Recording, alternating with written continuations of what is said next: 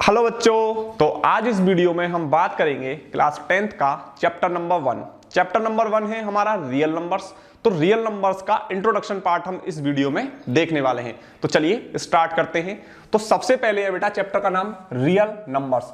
तो real numbers होते क्या हैं ये सब पढ़ेंगे। इसके अलावा हम देखेंगे कि कौन कौन से टाइप होते हैं रियल नंबर्स के। तो सबसे पहले देखते हैं, सबसे पहले हमने डिवाइड किया है नंबर्स को, यानी नंबर्स क्या है। तो बेसिकली इस चैप्टर के हिसाब से हम देखेंगे, यानी नंबर्स तो और भी होते हैं लेकिन हम इस चैप्टर में बेसिकली हमें जो चीजें हैं उन्हीं को हम पढ़ने वाले हैं। तो बेटा नंबर्स को मैं बेसिकली दो पार्ट में डिवाइड कर सकता हूं। फर्स्ट है रियल नंबर्स जो कि चैप्टर का नाम है, और सेकंड होते हैं इमेजिनरी नंबर्स। तो इन दोनों को हम इसमें पढ़ेंगे। तो सबसे पहले हम बात करते हैं रियल नंबर्स की, क्योंकि हमारा जो पूरा कंसेप्ट है वो रियल नंबर्स पर ही बेस्ड है। तो सबसे पहले देखते हैं रियल नंबर्स। तो रियल नंबर्स के दो पार्ट हो सकते हैं, एक है रैशनल नंबर्स, एक है इरैशनल नंबर्स। तो सबसे पहले हम बात करते हैं रियल नंबर्स के पार्ट रैशनल नंबर्स की। तो रैशनल नंबर्स किन नंबर्स को कहेंगे? तो ऐसे नंबर्स जिनको P/Q की फॉर्म में लिखा जा सके, यानी ऐसे नंबर्स जिनको हम P/Q की फॉर्म में लिख सकते हैं, उन नंबर्स को क्या बोलेंगे? हम रैशनल नंबर्स बोलेंगे। लेकिन यहां पे एक कंडीशन है। कंडीशन क्या है कि जो Q है वो 0 के बराबर नहीं होना चाहिए। अब ये P/Q क्या है ये मैं आपको समझा देता हूं। जैसे मान लीजिए मेरे पास में एक नंबर है जो कि है 5। अब ये बताओ क्या 5 के नीचे हम 1 लिख सकते हैं? ऑब्वियसली लिख सकते हैं, क्योंकि 5 में 1 का डिवाइड करेंगे तो कोई भी उसमें फर्क नहीं पड़ने वाला है। कोई मेरे पास में नंबर है बेटा 7 के नीचे क्या 1 लिख सकते हैं? ऑब्वियसली लिख सकते हैं।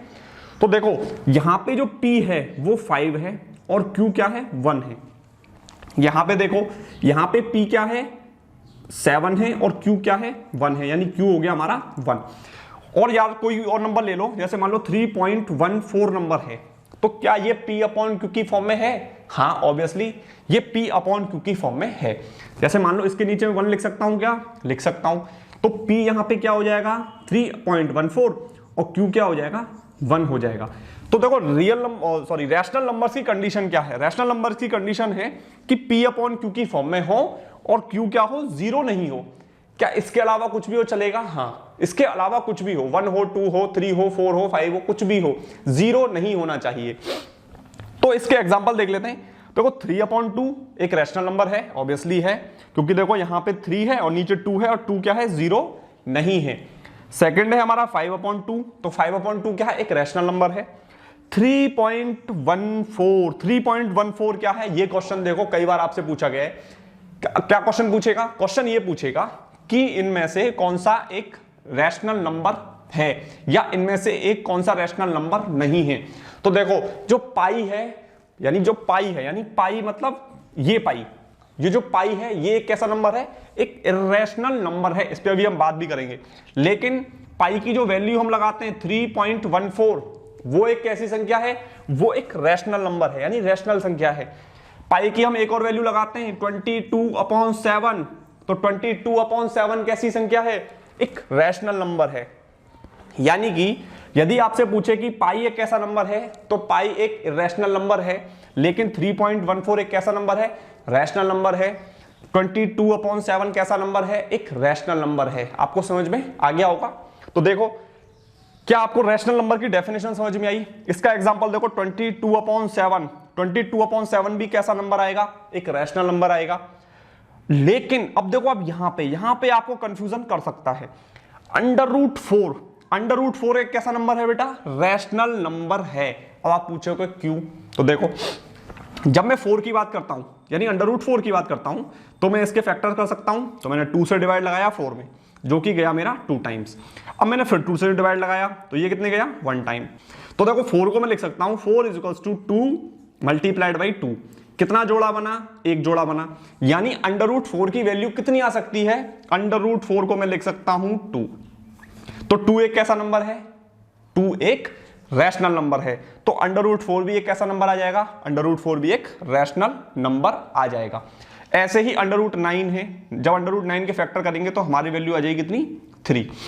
तो 3 यानी 9 भी एक कैसा नंबर है? एक रैशनल नंबर है।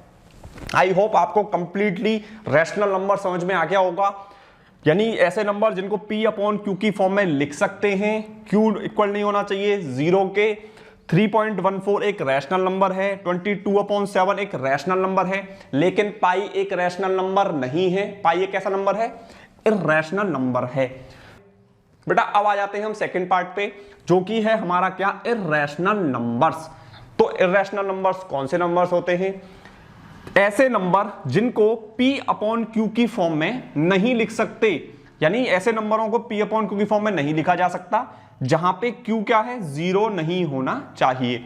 एग्जाम्पल देख लीजिए, पाई, मैंने भी आपको बताया पाई एक ऐसा नंबर है, इरैशनल नंबर है। √2 एक इरैशनल नंबर है, ठीक है। √3 भी कैसा नंबर है? एक इरैशनल नंबर है। √7 एक कैसा नंबर है? इरैशनल नंबर है। अब आप यहां पे देखिए, यदि मैं किसी एक रैशनल नंबर, यानी 1 एक कैसा है? 1 तो रैशनल है, 1 कैसा नंबर है? रैशनल है। लेकिन मैंने रैशनल नंबर में किसको जोड़ दिया? √2 को, यानी √2 क्या था? एक इरैशनल नंबर था। यानी अगर रैशनल नंबर में इरैशनल नंबर जुड़ जाएगा तो वो भी नंबर कैसा हो जाएगा? एक इरैशनल नंबर हो जाएगा। समझ में आई बात? देखो रैशनल क्या था? 1 था, इसमें मैंने क्या जोड़ दिया? √2, तो ये भी नंबर कैसा हो गया? एक इरैशनल नंबर हो गया। देखो यहां पे अगली संख्या क्या है? 1 - √3। 1 - √3 क्या है? एक इरैशनल नंबर है। देखो रैशनल नंबर था 1, इसमें से क्या घटा दिया? √3, यानी एक इरैशनल नंबर घटा दिया, तो ये भी नंबर कैसा हो गया? एक इरैशनल नंबर। आई होप आपको रैशनल इरैशनल के बीच में डिफरेंस जो है वो अच्छे से समझ में आ गया होगा। तो आपका जो सिलेबस है वो सिर्फ रियल नंबर्स पे बेस्ड है। अब हम बात करते हैं इमेजिनरी नंबर्स की। आपको पता होना चाहिए कि इमेजिनरी नंबर्स होते क्या हैं, तो देख लेते हैं। इमेजिनरी नंबर्स ऐसे नंबर्स जिनमें √2 में माइनस आई। देखो आप किसी प्रॉब्लम को सॉल्व कर रहे थे, वहां पे क्या आया? अंडर रूट में आ गया माइनस, फॉर सपोज -3 आ गया रूट में, तो उसको हम क्या बोलते हैं? इमेजिनरी नंबर्स, या फिर इनको क्या बोलते हैं?